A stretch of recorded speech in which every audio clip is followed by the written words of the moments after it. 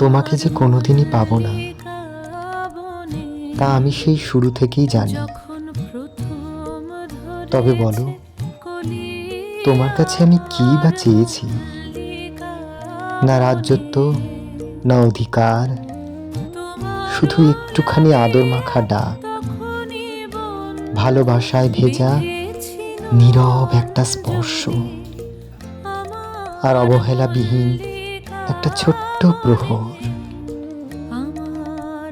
যেখানে অন্তত কিছুক্ষণের জন্য আমি শুধু তোমার হয়ে থাকতে পারি।